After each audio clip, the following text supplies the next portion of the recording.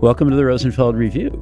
Lou Rosenfeld here, and I'm with two authors and I suppose an empty chair because one of them couldn't join us today, but we'll do our best to muddle through. I'm talking with Andy Polaine and Lavrans Løvlie, co-authors of the first and second edition of Service Design from Insight to Implementation, along with Ben Reason, who we're missing today.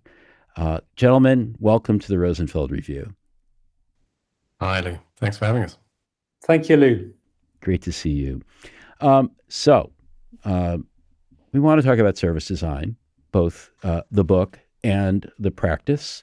I know, like for us as a company, representing certainly a lot of people in the design space, on this side of the Atlantic, we're very interested in service design. And I know that the Service Design Network's conference just happened this week, and we're having our own Advancing Service Design conference next month, which you guys are going to be putting in an appearance at.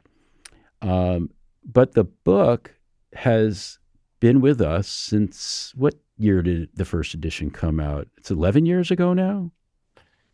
Yeah, I think it actually got published in 2014, but I think we got started quite a lot earlier than that. It took us longer to the right than it should have. They always do.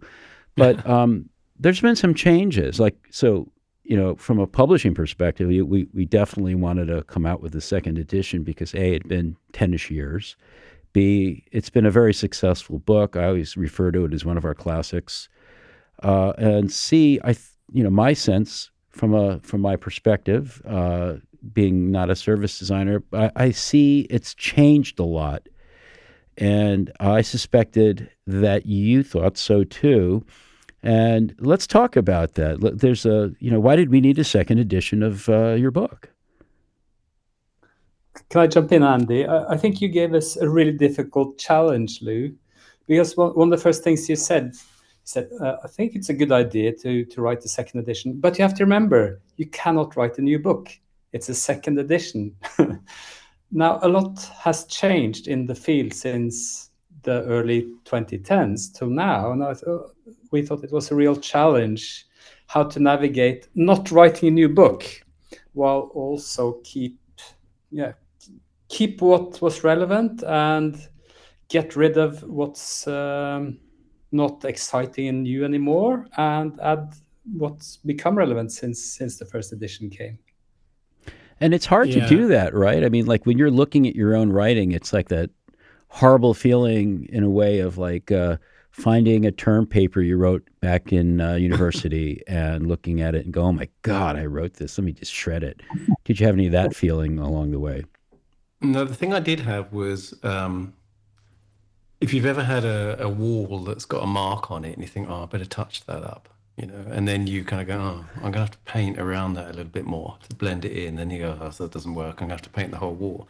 And it was, before you know it, you want to repaint the whole room. And that was really tough, I think. There were some bits where, because we went through everything, right? And we went through literally every sentence and all of that stuff. And so I got screaming kids outside. And it's really difficult. There were some bits where so obviously we want to rewrite this. Lavrans, actually, his idea was let's take stuff out and then make it into like a leaflet, and then we're knowing that we were going to put some stuff in. So that was quite sort of cathartic. It was quite good to do that. But then knowing and then some stuff that was obviously rewritten. But there were some bits where I was like, I kind of want to update this, but if I do, then we'll be starting to write a new book. And some things I sort of wanted to leave as a sort of for posterity, really. Well, it's always difficult. I've seen this and I've had my own firsthand experience with new editions. Is it a new book? Is it something else? There's certainly a lot of new content here, and yet you maintain the integrity of the original edition. Let's talk about what's changed then. First of all, let's talk about what didn't need to change. What was fundamental and timeless? If I can jump in, Andy. First of all, the three of us, we had such a good time discussing what's happened since 2010 in our field. It was amazing.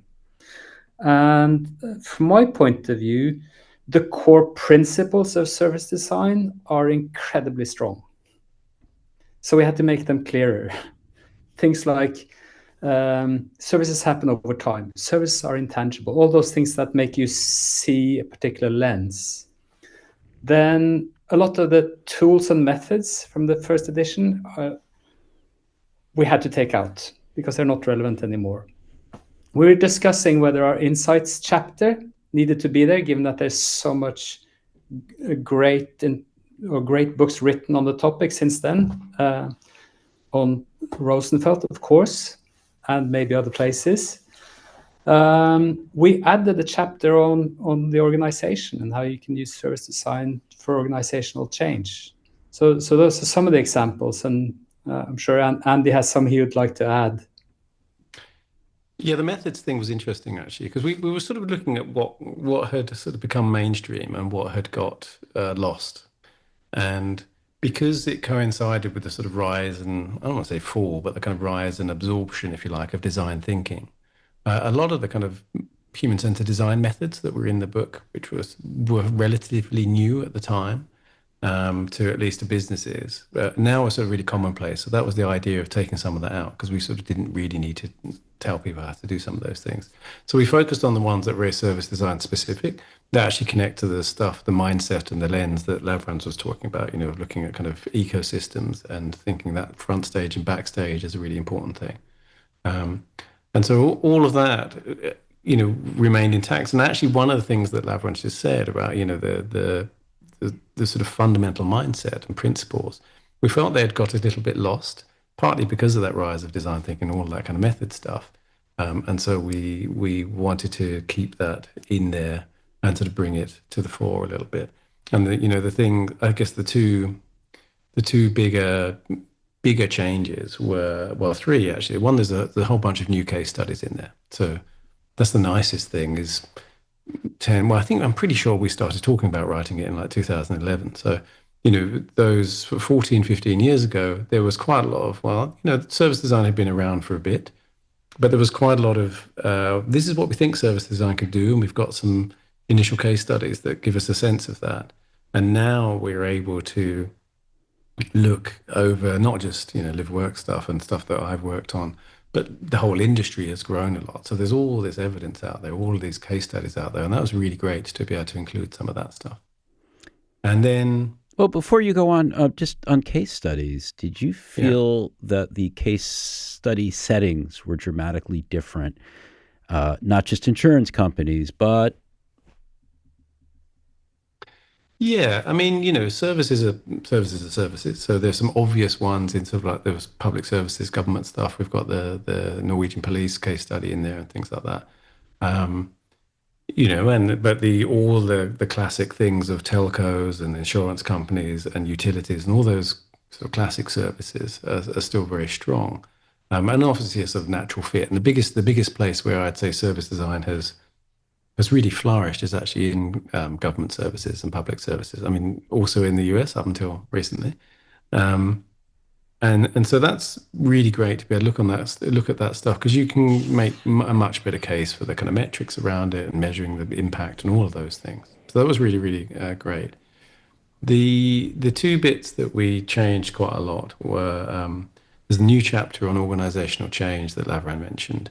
And that's because the reality of actually service design really happening in an organization is getting loads of different people. Obviously, you've got all these different silos. We're trying to kind of bring together and make more coherent connections across them.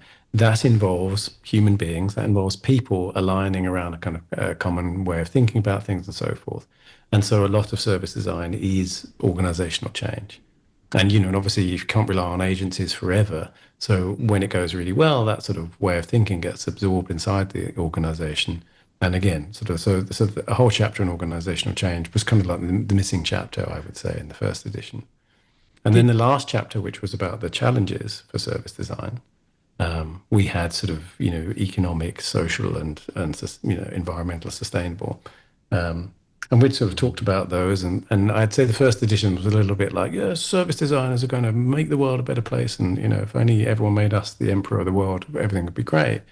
So it was a little bit utopian, and it gave us the chance to look back and go, okay, what bits of this were we right about, and what bits and quite a lot of it, unfortunately, particularly the sustainability stuff, it's still all very valid. It's just very, very slow to come to pass. Let's go back to the organizational, the chapter on organizations and how service design fits in them and impacts them and so forth. I'm wondering if you found in the last 10 years that service designers have approached other established areas of practice, like in the case of understanding organizational change, maybe the organizational psychologists, and have brought in thinking, methods, anything like that from those other fields, whether they're traditional and established or new themselves.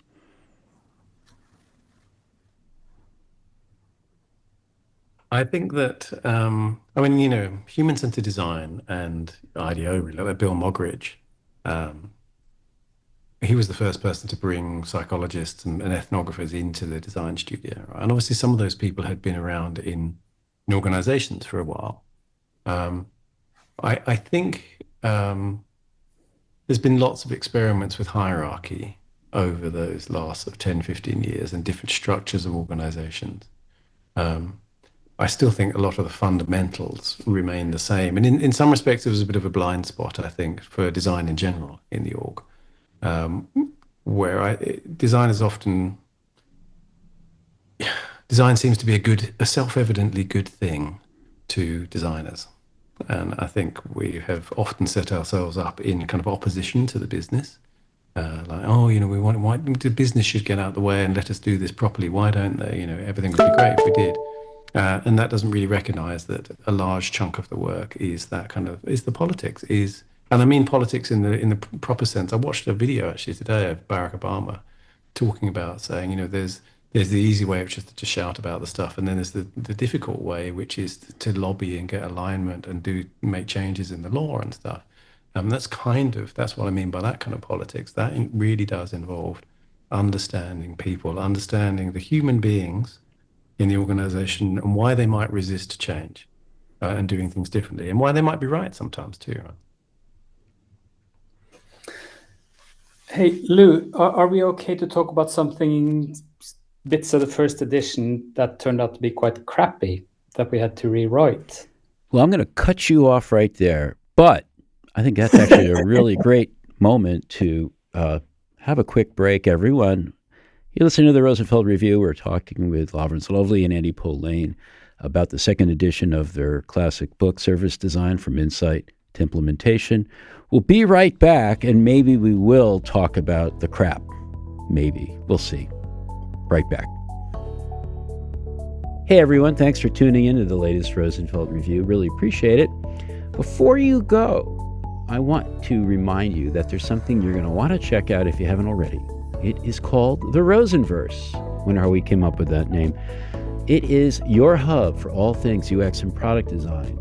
It's a subscription platform with both free and premium options that has been trained and built on all the goodness that we've been putting out at Rosenfeld Media for years and years. So, what does that mean? It's a couple of Rosenverse live sessions every week that you can attend.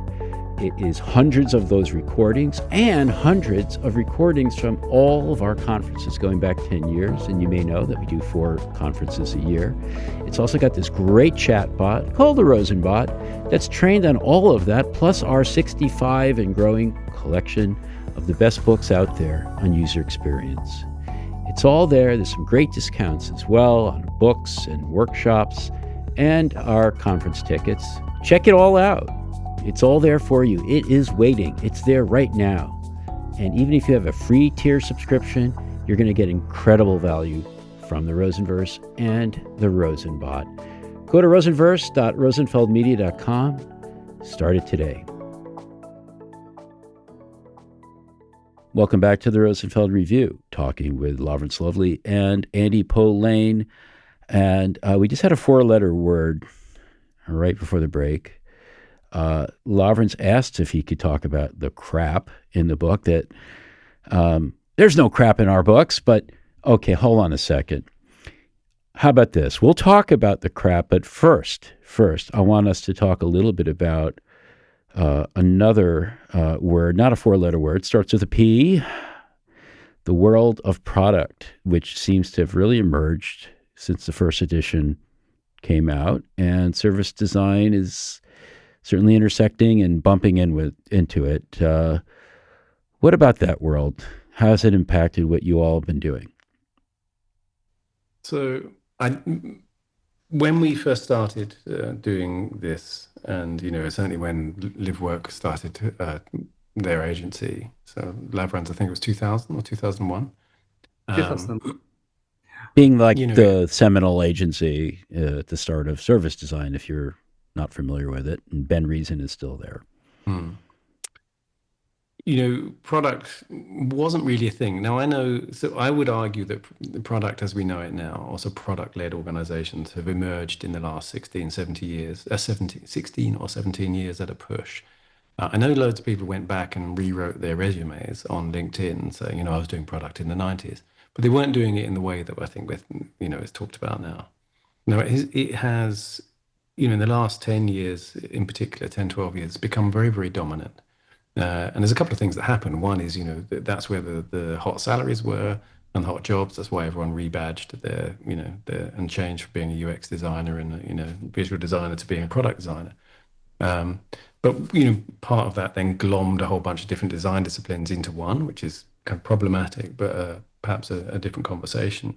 What product did very well was, I think, use the language of business and kind of give a very clear structure to business people who found the trust us in the process approach of design really difficult. And so that's been very good, and it has been great for quite a lot of things. But the sort of shadow side of that, the flip side of it, is it kind of re-industrialized organizations again. So it uses a lot of industrial language, right? Even the idea of something like Slack being a product is not; it's a service, right? And the actual apps are just touch points to the service. When Slack servers go down, and you hear the word server, right? When the servers go down, you just have a bunch of black rectangles. So that's kind of one of the ways that all of those things that people are talking about as products are not. And at best they're sort of product ecosystems, but I would say they're services. And so we talk about shipping products, or talk about feature factories and all of that kind of language. And I think it allowed a lot of organizations to slip back into some old habits. And we've been trying to do that work of getting them to see, no, actually this is an ecosystem. Everything is related to everything else.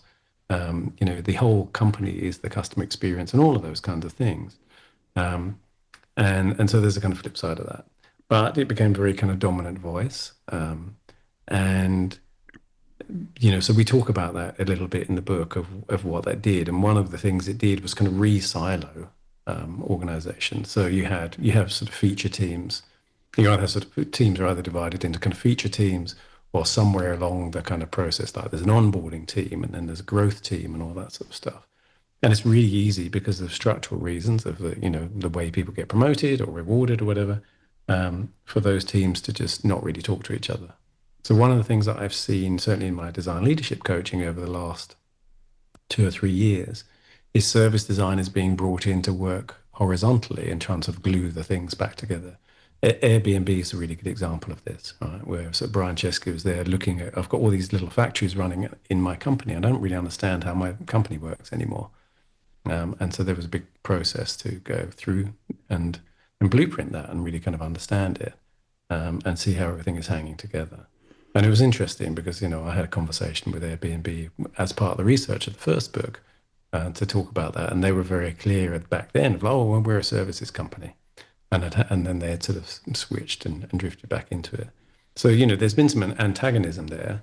And I still think that stuff is working its way through, and product is going through a bit of a shift, I would say. Is there a product-led context or type of setting where service design has been more accepted, or maybe in the case of an Airbnb, re-accepted? Well, that's one of the examples, I would say. Right, but is there a category where you see, it being particularly understanding of and welcoming to service design approaches? I mean, Lavrans might have some examples. I kind of think the things that I have seen is where startups have scaled, and then they've scaled to the point where they get to that state that I was just saying, where well, now we've got lots of silos and we don't really understand our business. And the irony being, it's the classic thing that kind of the young guns become the establishment, right? They become these kind of massive companies. And we might still think of something like Airbnb or any of the others as a startup, but they're certainly not, right? They're as big as kind of large banks and telcos, some of these places. And they suffer all the same problems, which is just this sort of accretion of process and people, and they start to slow down. Maybe startups are closer to the design process because it's been more recent, and design was a thing for them from the get-go as opposed to a large telco. Yeah, maybe. I mean, it depends. So some places, it really depends on the founders. Actually, I think it makes a difference that Airbnb was founded by designers. Right. If it's places that are kind of heavily engineering led, or or sort of investment, or business led, sometimes struggle to get that. They bring design in too late. I'd say the biggest challenge for service designers in that is, they can work horizontally, but the question is who they report to. So if they're reporting up to a chief product officer or a head of product, it's a bit of a sort of misnomer, but often that's kind of useful because they get some agency to look across the teams.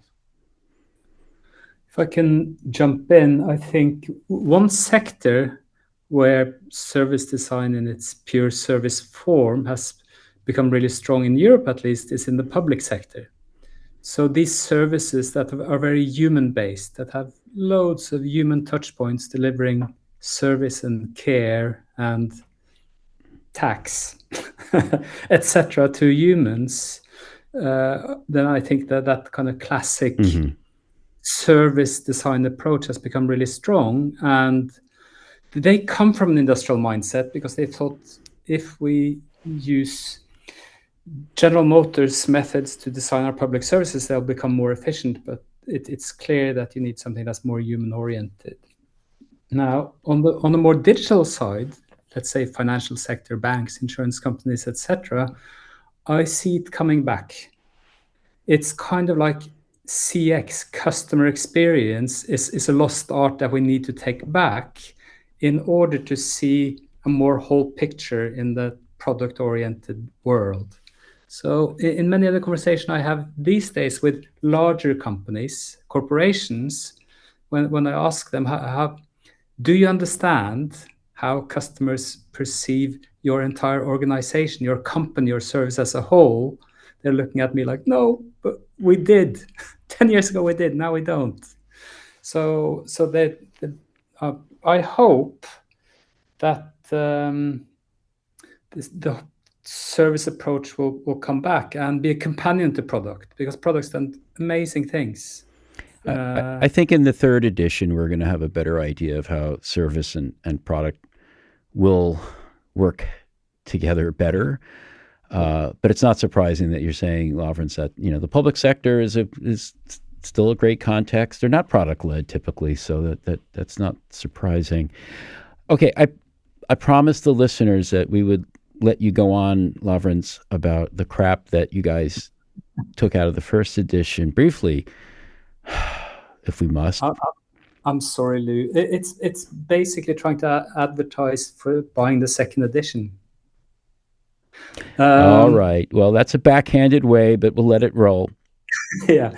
So in the second edition, it's much approved on the topic of experience. And while rereading the first edition was a surprisingly great experience, when I came to that chapter about experience in itself, I thought that's a lot of blah.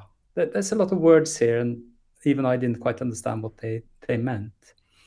But I think it was a very strong realization that as a service designer, you have some tools that enables you to work much more precisely with experiences than if you just use words. So for instance, a service blueprint is a visual way, and combined with words, you can be much more precise about what an experience is, how you can design for it, and when it appears in the service, than if you just use words. So for me, that was a bit of a breakthrough, just thinking, we don't need all those words to describe an experience because we are designers. Fantastic. Well, and that's also a good segue to really why the book should be read by both people who are new to service design or people who read the first edition and know it well. I mean, you've covered a bit, but maybe you can just distill the answers to those two questions for us. Yeah, I mean, the origin story of the kind of first book was, I've been nagging Ben and Lavrans and Chris Downs, actually, the other founder of Live Work, to write the book because I was teaching a Masters of Service Design, which I still do, in Switzerland, in Lucerne. And I wanted a book to teach from, and there wasn't one. And so they were like, yeah, well, we'll get around it sometime. And then I contacted you, and I said, actually, I think I'm going to do this myself. And I wanted that. So for beginner service designers, I wanted a book that sort of covers pretty much the full span of what service design is and where it might be used and and how to do it. So that's what this book still is, I'd say. So I think it's still very, very useful, and I hear all the time from people. So my Daniele Catalanotto is one of the people who's written some blurb for the book. He's now my colleague. He was my student 10 years ago. And for him, he said, this book changed my life because it set him up in a completely different career. So I'm really hopeful that that's still the case, and it's a really useful reference book. With the proviso to say that I think when you write a book about a practice or a discipline, you necessarily write a bit of a kind of utopian version of it, and that the reality is that it kind of never really turns out that way. Hence the organizational change chapter in particular. I think for experienced people, and and actually people who've read the first book, I really think it's worth buying the second book for two reasons. One is it's actually it was really interesting reading the first book. Actually, rereading it again was really good, and now we've made that better. And it was really useful for me. There was some stuff in there. I was like, oh yeah, that's right. We explained that really clearly 10 years ago. I somehow I've got more muddled over the years. So it's very good for that still, and we've tightened a lot of that up. Again, the case studies are much more recent and relevant. So if you're an experienced practitioner and you're trying to make the case for service design, or you're trying to find the arguments or examples, there are some in there that you'll find useful. There's an updated sidebar there's different sidebars, but there's a really good one from Indy Young, so it's talking about her work on thinking styles. But the other thing that got updated was the whole section on measuring services. So, the common thing of, what's the return on investment, which isn't really, it's a bit of a rubbish question, but, how do you measure the impact and effectiveness of services? That's all been rewritten too. And I think established practitioners will find that very, very useful too. Fantastic. Well, thank you both and Ben for the second edition as well as the first.